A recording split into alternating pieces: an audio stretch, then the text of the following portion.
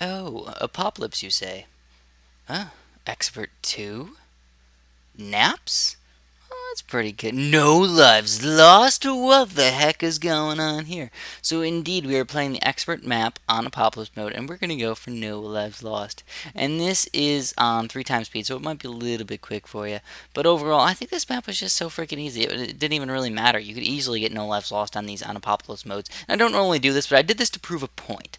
I did this to prove the point that this is not an expert map. It just isn't. If you can beat it Apocalypse hard or Apopalypse No Lives Lost Naps, it's probably a little bit too easy. And I did this on my like third try, so it wasn't even like I really had to try that hard. And I didn't even think I had to use very many sets of road spikes, if any at all. I'm not even sure. I don't remember exactly, but maybe one or two, and that's really about it for the early game. Then late game, yeah, of course I had to use a little bit then. But early game is when it usually matters. You know, that's when you can tell if it's going to be a really hard map or a really easy map. And I really don't have that much to talk about today. I'm going to go over the strategy, and I'm going to show you guys a little bit of the late game action that I got to. I was thinking about maybe going for the record or something and going for like level 400, but I decided against it. I was like, screw it. I don't feel like dealing with that and having my computer run overnight. So I also didn't want to set up all those towers and all those temples and all those silly little things that would have taken me a long time to set up. So for very, very little recognition, if anything at all.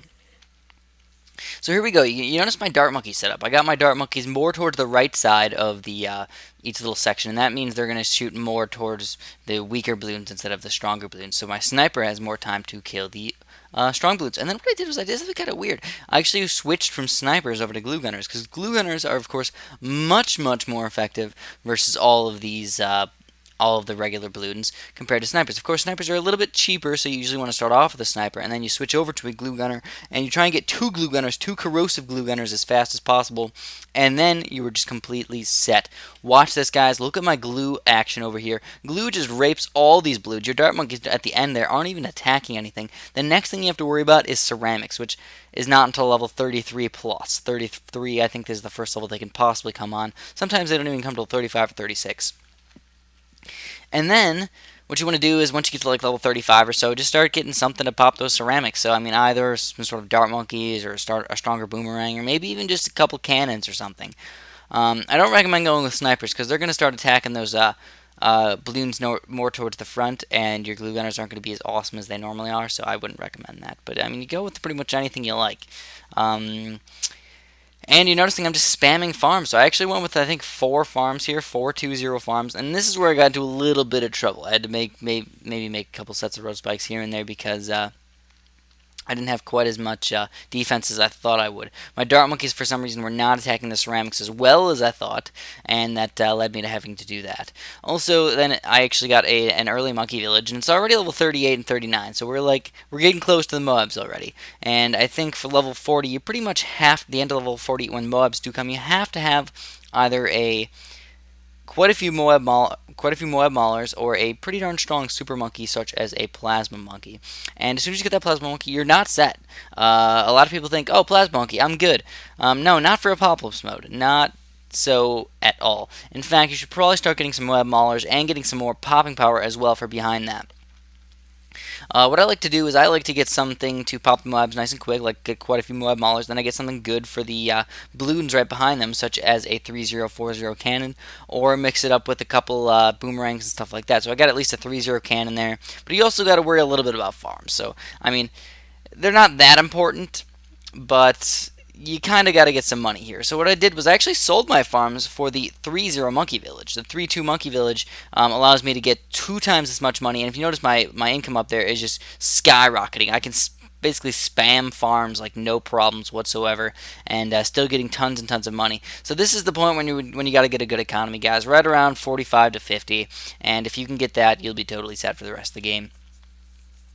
So yeah, I just spammed quite a few Moab Maulers. If you notice, I'm actually rocking these guys. By the way, look at the Moabs. They actually go off the screen before you can see them again coming down the other side, which I just think was just plain ridiculous. This map is so ridiculously long.